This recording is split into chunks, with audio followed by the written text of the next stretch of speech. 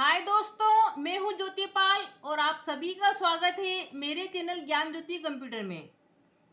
दोस्तों, MS Excel में आपका नंबर फॉर्मेट शुरू हो गया था, तो जिसको कि मैंने पार्ट 1 नाम दिया था। उसमें मैंने कुछ कवर कर दिए थे कि नंबर को हम किन किन फॉर्मेट में लिख सकते हैं। ये मैंने आपको पूरे एग्जाम्पल सहित बताया था कि अकाउंटिंग फॉर्मेट क्या होता है, जनरल फॉर्मेट क्या है, इसमें नंबर में क्या क्या सेटिंग कर सकते हैं, कॉमा कैसे लगा सकते हैं, परसेंटेज क्या है, ये सारा आपका हो गया था। कुछ उसमें रह गए थे दोस्तों, तो आज आप उसको कवर कर लेते हैं। तो बने रहे दोस्तों चैनल पे, लाभ उठाएं इसका पूरा पूरा। तो चलते हैं हम एक्सेल में। तो एक्सेल में अपन जैसे यहाँ से हमने ये क्लिक कर दिया, आपका ओपन हो गया है। और यहाँ से हम एक ब्लैंक शीट ले लेते हैं दोस्तों, ये आपका आ गया है।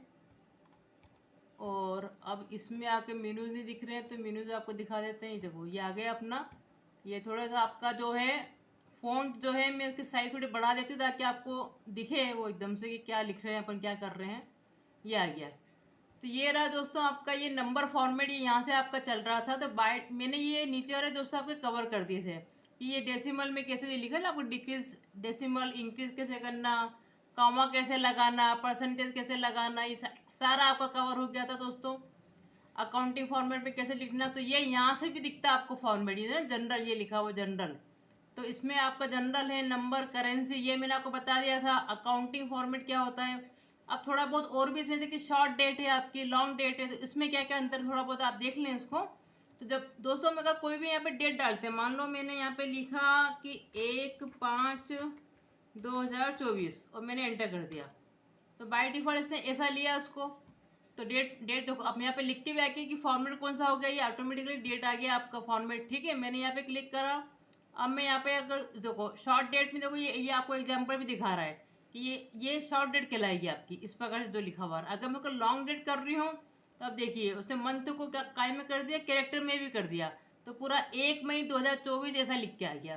तो आपको जिस भी फॉर्मेट पे लिखवाना है, आप वो फॉर्मेट यहाँ पे चूज कर सकते हैं। या तो पहले आप क्या करें, इसको सिलेक्ट करके पहले आप जो भी फॉर्मेटिंग चाहिए यहाँ पे, जैसे लॉन्ग डेट की आपने फॉर्मेटिंग यहाँ पे ले ली है, फिर आप कुछ भी लिखेंगे, कैसे भी लिखेंगे, तो वो ऑटोमेटिकली उसको उसी फॉर्मेट में लेगा जिस फॉर्मेट में आपने उसको सेट करा है। देखिए, तो ये आ गया आपका 2 जून, इस प्रकार लिख के आ गया।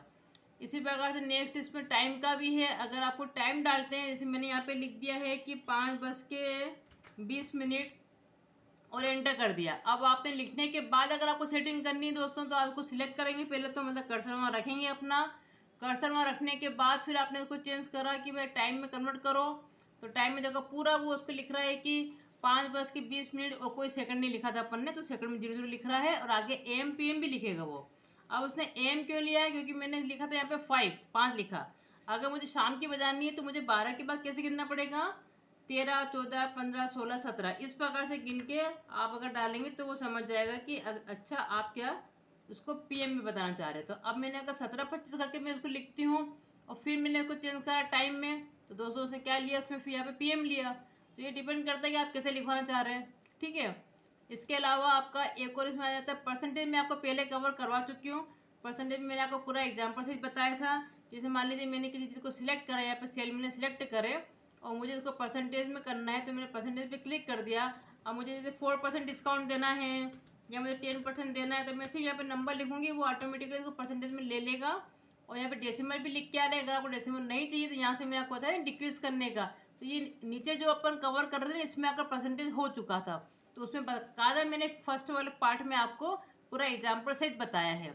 तो वो आप जाके देख सकते हैं, इसकी प्लेलिस्ट बनी हुई है, आप जाके पूरा पूरा अध्ययन कर सकते हैं। तो मुझे अगर डिक्रीज करना है डेसिमल, तो मैं यहाँ से डिक्रीज भी कर सकती हूँ, ये ऐसा लिख के आ जाएगा।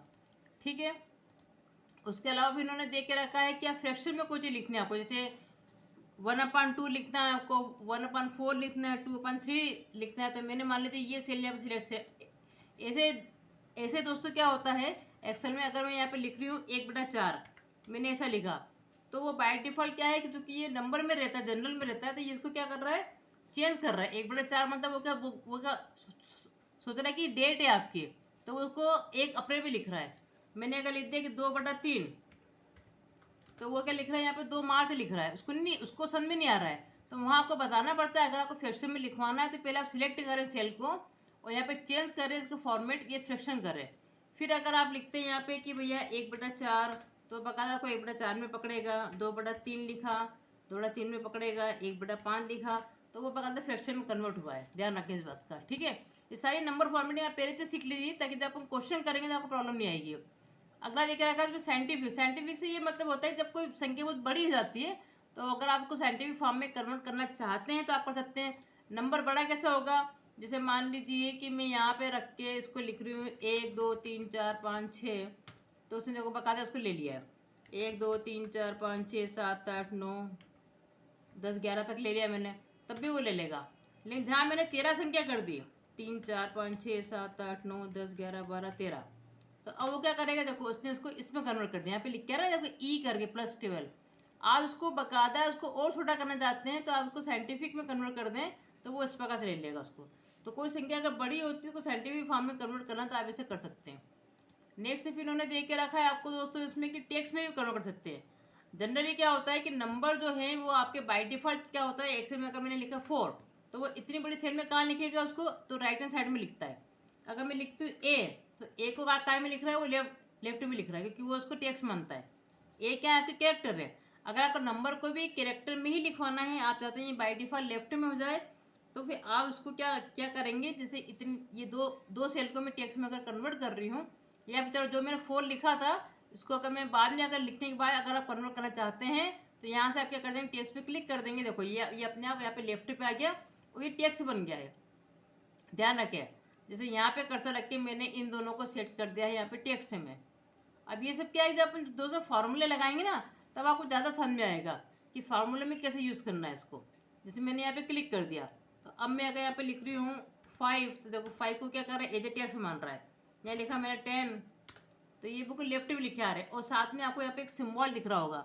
तो यहाँ पे एक आपको ऑप्शन मिल जाते हैं, जब मैं यहाँ पे क्लिक करती हूँ दोस्तों तो यहाँ पे आपको ऑप्शन मिल रहे हैं कि आपने नंबर को स्टोर कर रखा है एज ए टेक्स्ट। अगर आपको कन्वर्ट टू नंबर को वापस नंबर में कन्वर्ट करना है क्या, अगर आप यहाँ पे कर देंगे यस, तो देखिए ये बकायदा आपको राइट में चला गया। अब ये वास्तव में नंबर बन गया है, ठीक है। अब जबकि 10 जबकि आपका कैरेक्टर में टेक्स्ट में है। तो ये इनका यूज़ क्या होता है, जब अपन कोई फॉर्मूला लगाना सीखेंगे आप आगे जाके कि मुझे टेक्स्ट के साथ में नंबर भी लिखवाना है लेकिन नंबर को एज ए टेक्स्ट पे में बना के लिखना है, तब हमको फार्मूले के टाइम पे ये यूज़ होते हैं। तो अभी जस्ट मैं आपको से ऑप्शन बता रही हूँ कि यहाँ पे कौन कौन से ऑप्शन आपके सामने आ रहे हैं। बाकी इनका यूजेस कैसे होगा वो जब आप आगे जाके फार्मूला सीखेंगे तो आपको समझ में आएगा। तो दोस्तों ये जो नंबर वाला जो अपन चल रहा था, ये जो आपका दिख रहा है ग्रुप, इस ग्रुप के अंदर की सारे मैंने आपके सारे कवर करवा दिए हैं। तो यहाँ पे जैसे मैंने क्लिक करा तो ये सारे मैंने आपको कवर करवा दिए कि एक्चुअली में इनका यूज़ क्या है, कैसे यूज़ किए जाते हैं। एक मोटा मोटा मैंने आपको पूरा बता दिया है। बाकी जैसे जैसे अपन आगे बढ़ते जाएंगे क्वेश्चन भी करेंगे, आप 2-3 बार सुनेंगे उसको तो आपको समझ आएगा इसका एक्चुअली में यूज़ क्या है, ठीक है। तो पूरा ऑनलाइन ट्रेनिंग दोस्त हम दे रहे हैं यहाँ पर, MS वर्ड की भी, MS एक्सेल की भी, आपका अकाउंटिंग की भी और टेली सॉफ्टवेयर की भी, और आगे हम इंग्लिश की भी लेंगे यहाँ पे क्लासेस। दोस्तों बने रहें चैनल पे, आपको इसमें काफ़ी लाभ होगा। इसको आप इसका लाभ लेते रहें, इसको फॉरवर्ड भी करें, एक दूसरे को शेयर भी करें और सब्सक्राइब भी करें चैनल को दोस्तों। Thank you so much.